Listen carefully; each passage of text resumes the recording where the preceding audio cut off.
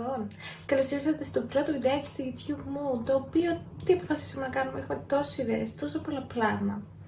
Αλλά είπα ότι θα ξεκινήσω με hauls. Έχω δει πάρα πολύ στο εξωτερικό που κάνουν hauls, διάφορα μπικίνι, στολές, σόρουχα, απ' όλα, τέλος πάντων. Και είπα λέω να το βάλω και εγώ εδώ πέρα στο δικό μου κανάλι. Σήμερα λοιπόν, γιατί έχω πάρα πολλά ρούχα, παιδιά, έτσι, δεν ξέρω τι είναι πρώτο κάνω, τι είναι πρώτο βάλω. Και γενικότερα θέλω να φοράω κάτι το οποίο μου πηγαίνει καλύτερα. Θα δούμε μαζί όλα αυτά που έχω για να βάλω, αλλά δεν βάζω ποτέ.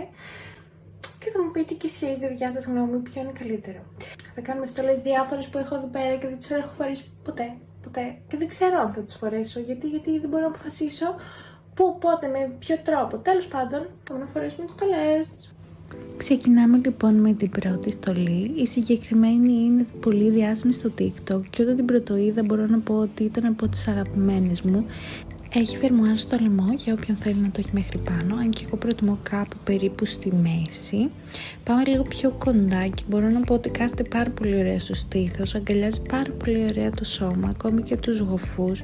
Δεν το συζητάω βέβαια ότι και η πίσω όψη είναι εξίσου υπέροχη, αν και μπορώ να πω την αλήθεια ότι δεν κάθεται τόσο καλά όσο κάθεται από μπροστά η συγκεκριμένη στολή έστω. Μου αρέσουν πάρα πολύ οι λεπτομέρειες του buckles που έχει επάνω, αν και κάπου εδώ θα σας δείξω ότι και χωρίς αυτό το buckle που είναι στη μέση είναι εξίσου υπέροχο. Θα προτιμούσα να ήταν έτσι, δηλαδή χωρίς το buckle, χωρίς τίποτα. Πιστεύω που μπορείτε να καταλάβετε γιατί μου αρέσει περισσότερο χωρίς αυτό στη μέση. Τόνιζει πολύ πιο ωραία την κυλίτσα και την κάνετε να φαίνεται πιο όμορφη. Η αλήθεια είναι πως δεν μου αρέσει τόσο που είναι βερμούδα, θα προτιμούσα κάτι πιο πολύ σε σορτσάκι. Αλλά αυτή είναι η πρώτη στολή και πάμε σιγά σιγά προς τη δεύτερη, η οποία νομίζω θα σας αρέσει λίγο παραπάνω από τη συγκεκριμένη.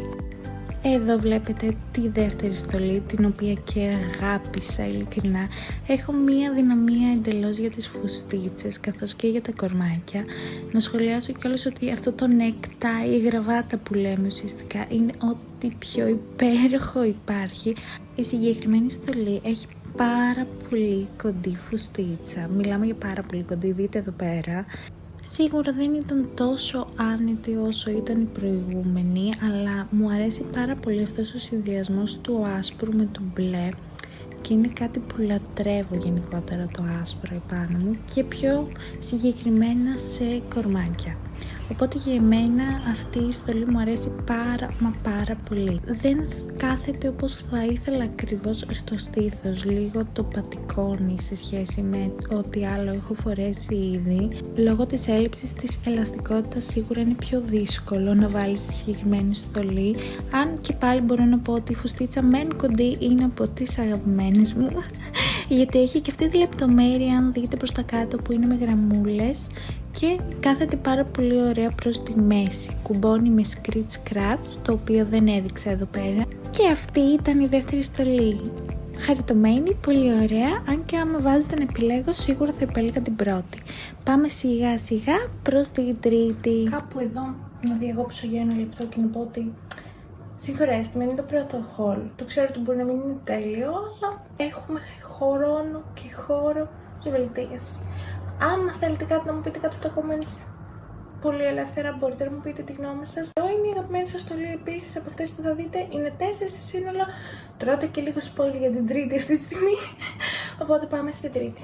Και εδώ μπαίνουμε στην τρίτη στολή. Μπορώ να πω ότι έχω επιλέξει ήδη την αγαπημένη μου. Η Καΐσα και το League of Legends είναι ένα μεγάλο κομμάτι της ζωής μου και μπορώ να πω ότι είναι από τα καλύτερα πράγματα που έχω φορέσει.